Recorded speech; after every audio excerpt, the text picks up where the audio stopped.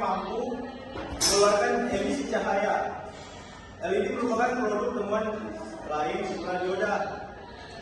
Strukturnya juga sama dengan dioda, tetapi belakangan ditemukan bahwa elektron yang menerjang sambungan P dan N juga melepaskan energi berupa energi panas dan energi cahaya.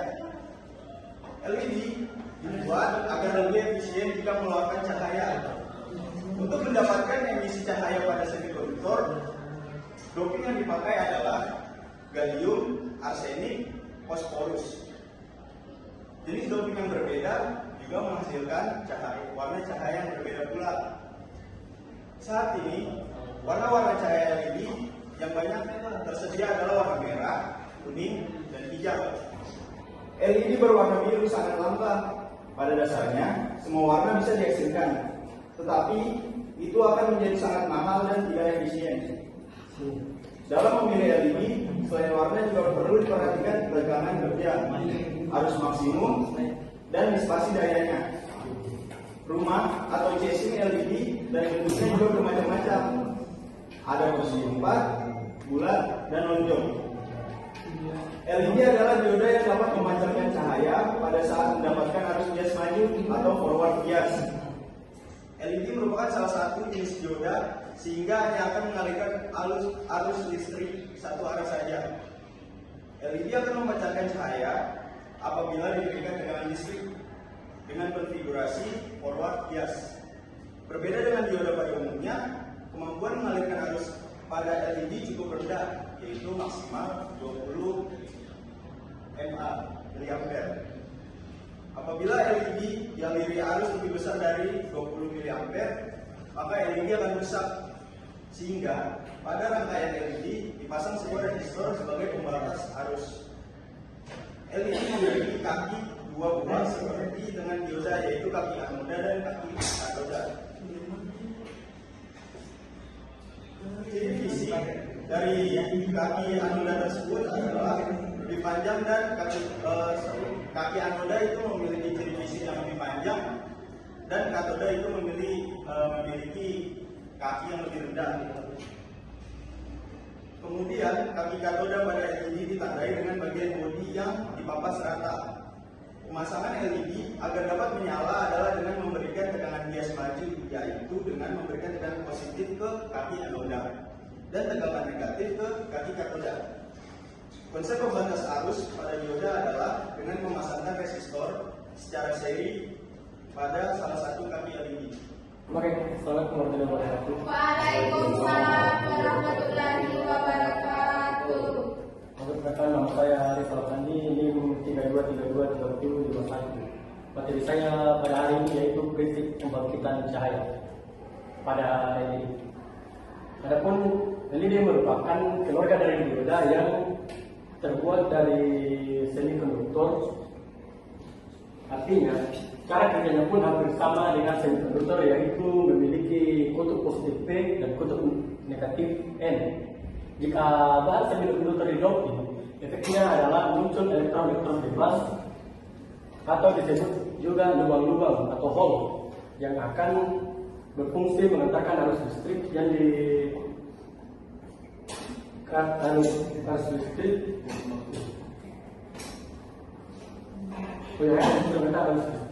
yang dimaksud didoping dalam semikonduktor adalah proses untuk menambahkan ketidakmurnian pada semikonduktor yang murni sehingga menghasilkan karakteristik listrik yang diinginkan.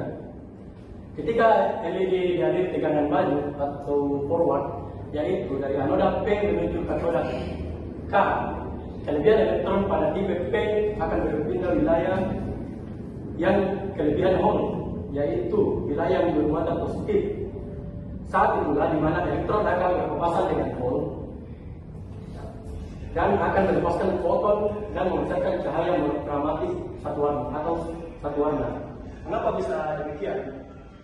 Hal ini dikarenakan peristiwa jatuhnya elektron ke dalam hole terdapat pada daerah tipe P setara dengan elektron yang berpindah dari pita konduksi ke elektron yang berpindah dari pita konduksi ke orbit yang rendah, sehingga dalam proses ini terjadi pada semua jenis dioda. Energi dalam bentuk cahaya ini kemudian hanya akan tampak pada jenis dioda LED. Cahaya yang hanya terlihat pada LED ini disebabkan karena bahan semikonduktor yang memiliki jarak pita konduksi ke tingkat orbit elektron di bawahnya cukup besar sehingga menyebabkan frekuensi foton yang dipancarkan sesuai dengan frekuensi gelombang cahaya yang sampai. Hal ini menunjukkan bahwa jarak antara pita konduksi ke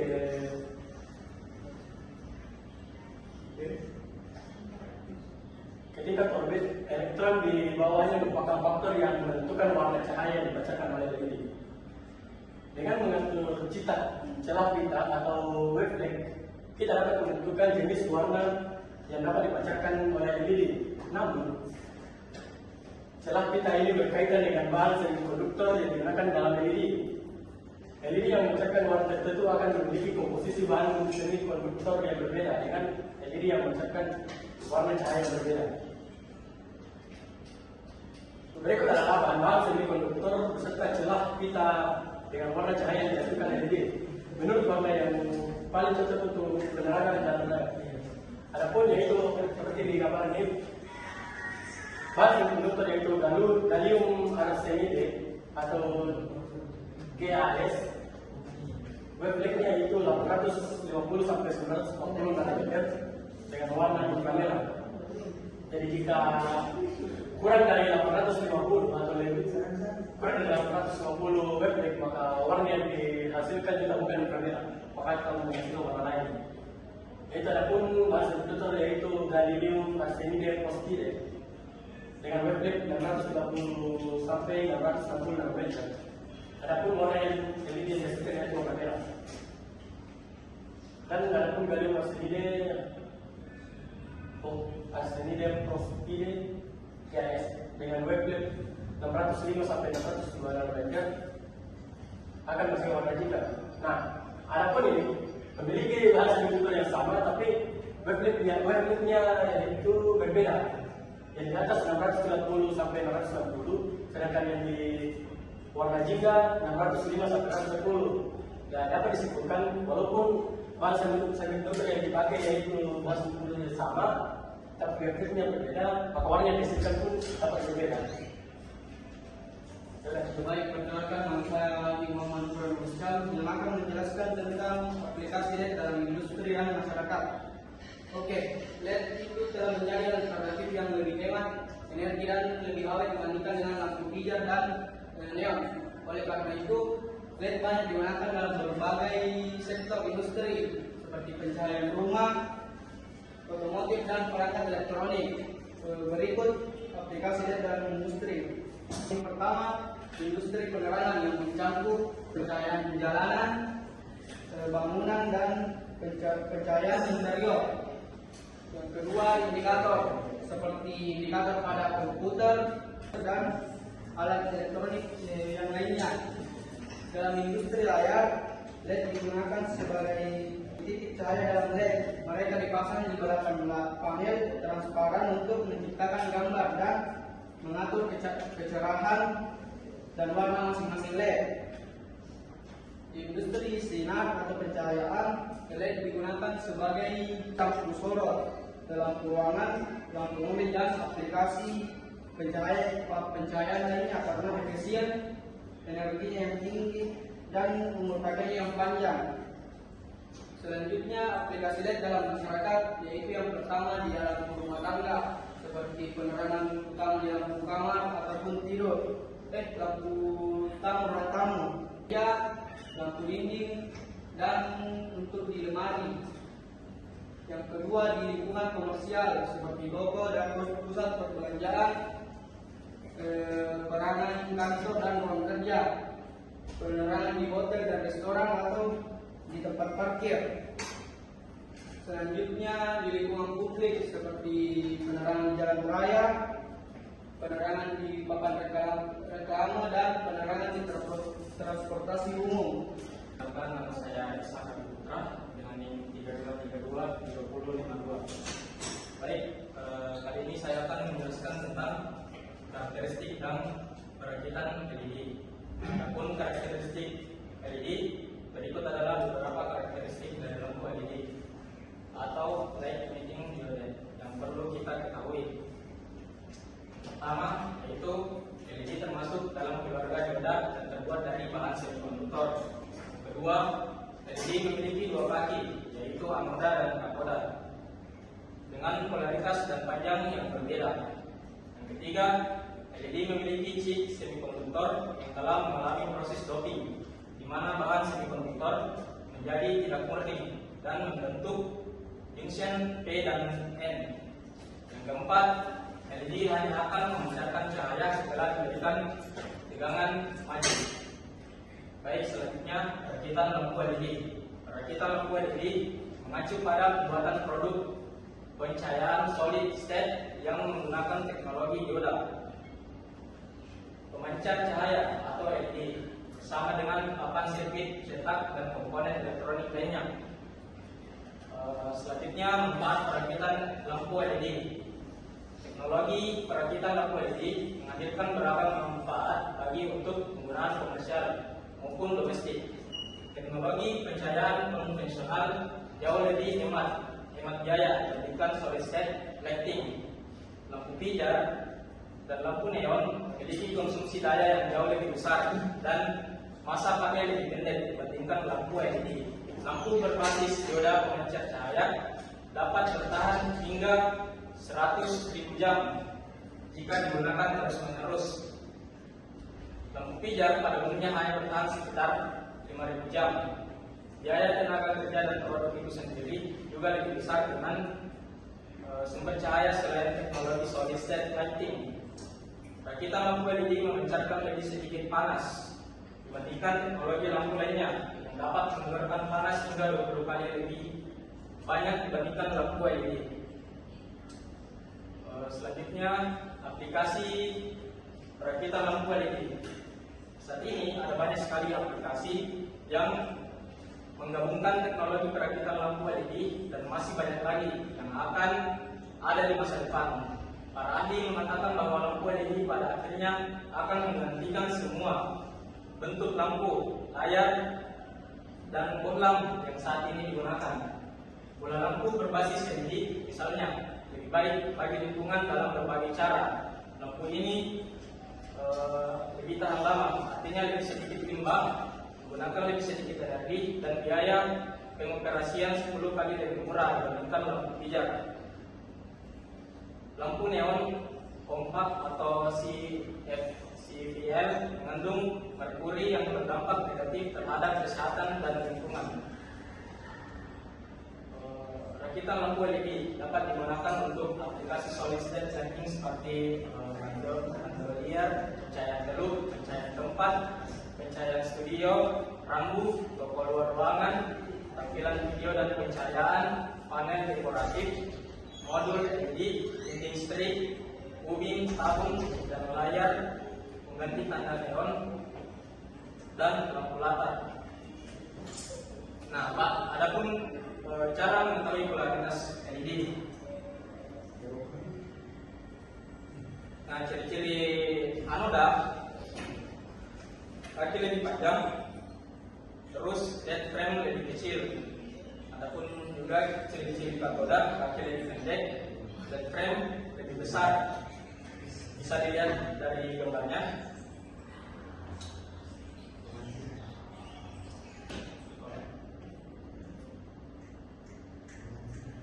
Nah, kelebihan dan kekurangan LED. Nah, di sini kelebihan lampu LED yang pertama, efisiensi energi tinggi. Yang kedua, umur panjang. Yang ketiga, instant on. Yang keempat, tidak mengandung merkuri. Yang kelima, pengendalian cahaya yang baik. Yang keenam, tidak memancarkan panas. Yang ketujuh, kekuatan tahan getaran. Nah, adapun kekurangan lampu LED yaitu biaya awalnya itu mahal. Terus yang kedua, sensitivitas terhadap panas. Yang ketiga, penurunan intensitas cahaya. Yang keempat, masalah warna. Dan yang kelima, kompleksitas elektronik. Adapun kesimpulan, dalam era cahaya yang semakin modern, lampu LED adalah salah satu inovasi terbesar dalam teknologi pencahayaan. Mereka telah mengubah cara kita melihat dunia, memberikan kemungkinan baru dalam desain pencahayaan dan menghemat energi secara signifikan. Dengan pemahaman yang lebih dalam tentang pengertian fungsi, jenis prinsip kerja, serta kelebihan dan kekurangan, kita dapat lebih menghargai peran pentingnya dalam kehidupan sehari-hari kita. Mungkin cukup sekian. Wabillahi taufiq wal hidayah. Wassalamualaikum warahmatullahi wabarakatuh. Baik, saya akan membuka sesi tanya jawab. Mungkin ada dari teman-teman yang mau bertanya tentang materi kali ini, yaitu light emitting diode atau LED. Oke, silakan. Dua pertanyaan tuh, apa itu solid state? Solid state Dan apa itu flat? Dan itu NN makanya itu mono. Oke, baik. Selanjutnya mungkin ada pertanyaan lain. Oke, silakan. Misalnya untuk di materinya juga yang mungkin aplikasi LED dalam industri. Apa? Materi di poin aplikasi LED dalam industri yang di industri lain itu yang pakai ini satu. Oke, selanjutnya mungkin ada. Oke, silakan. Kenapa jika anu dan katoda nggak begini sama panjang?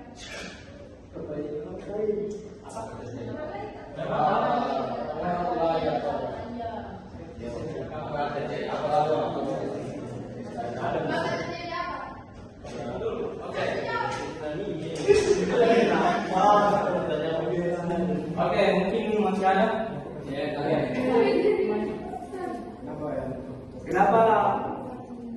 Kenapa itu tidak menyala jika diberikan sigaran yang terbalik positif ke katoda? Oke, saya akan menjawab apa tadi pertanyaan dari Yangrul. Berapa lama LED dapat bertahan? Nah, tadi saya sudah menjelaskan bahwa LED dapat bertahan hingga 100.000 jam. Nah, jika digunakan terus. Nah, dibanding dengan lampu bijar itu hanya bertahan sekitar 5.000 jam. Oke, baik, saya akan menjawab pertanyaan ada dermawan yang bertanya tentang jenis listrik yang dipakai dalam industri layar. Yang pertama itu dia menggunakan jenis layar SMD atau Surface Mounted Device. Itu jenis LED yang dipasang langsung pada papan di sini. Memiliki bentuk kecil dan datar sehingga lebih mudah untuk dipasang dalam aplikasi yang membutuhkan desain yang kompak atau ramping. Jadi SMD biasanya itu lebih efisien dalam hal konsumsi energi alias hemat dan menghasilkan cahaya yang lebih terang dibandingkan dengan LED lainnya. Yang kedua itu LED VIP, dual in light package. Itu memiliki dua pin yang keluar dari bagian bawahnya dan dirangkai dalam paket yang dalam bentuk seperti paku. Sering digunakan dalam aplikasi yang membutuhkan pencerahan dan yang tinggi dan ketahanan terhadap lingkungan yang keras. LED VIP umumnya itu lebih besar daripada LED SMD dan lebih cocok untuk pemakaian yang memerlukan pencahayaan luar ruangan atau di lingkungan industri yang keras seperti misalnya di pertambangan. Saya akan menjawab pertanyaan dari saudara yaitu apakah lampu LED buruk bagi mata? Kalau itu berbeda dengan jenis pencahayaan lainnya, lampu LED menghasilkan lebih banyak cahaya biru dan dikatakan bahwa cahaya biru berbahaya bagi mata. Namun, penelitian mengenai hal ini masih terbatas sehingga efek lampu LED terhadap kesehatan manusia belum bisa dipahami dengan jelas. Sebuah studi yang dilakukan oleh Komisi Eropa merupakan bahwa tingkat paparan lampu LED harus lebih tinggi dari paparan lampu LED biasanya agar dapat menimbulkan efek berbahaya pada kesehatan manusia. ini menjelaskan bahwa tidak ada efek signifikan dari penggunaan misalnya dari perumahan dan komersial keselamatan. Dapat menjelaskan bahwa untuk saat ini belum ditemukan cahaya ini berbahaya bagi manusia. Saya akan jawab pertanyaan dari kakak Raja. Dan bertanya, Yang pertama, apa itu solid state? Jadi solid state itu merupakan suatu bahan seperti germanium, silikon atau gallium arsenida. Terus magnet itu celah hitam. Oke. Terima kasih. Oke. Lanjut. saya akan menjawab pertanyaan dari Faisal dan singkat sekaligus. Jadi Faisal itu pertanyaannya, kenapa LED tidak bisa menyala kalau diberikan arus secara terbalik atau polaritasnya terbalik? Karena LED itu dia bisa nyala kalau dengan polar bias. Jadi cuma dari satu arah nih, satu arah memang arusnya itu nggak bisa dibalik karena memang salah satu ciri dioda tuh. Baru kenapa katoda dan anoda itu berbeda untuk menandakan di sebenarnya yang mana yang positif, yang mana yang enggak. Kata tadi dibilang jadi tidak ada arus yang balik.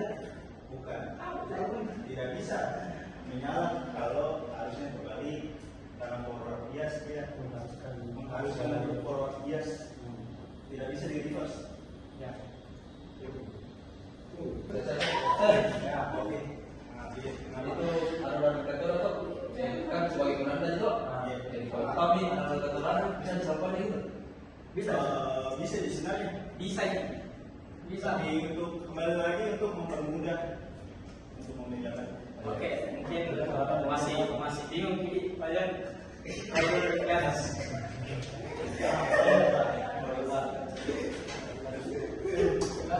Oke, sini ya. Nah, bisa ini tuh patola dengan adanya sama panjang. Kita lihat dari sini ya. Toh. Bisa dari situ. Sebenarnya bisa sih. Ini ya, tapi tidak bisa. Hanya kan nanti kan perlu dengan apa? Bisa juga. Bisa tidak? Bisa tidak? Lihat tripnya. Bisa ya, bisa. Panjangnya sama. Bisa panjangnya sama, tapi lihat ininya, lihat tripnya. Oh, iya. Kalau letrenya lebih kecil berarti itu anoda. Kalau besar anoda. Jelas. Mungkin cukup sekian materi hari ini. Kurang lebihnya mohon dimaafkan. Wabillahi taufiq wal hidayah. Wassalamualaikum warahmatullahi wabarakatuh. Waalaikumsalam.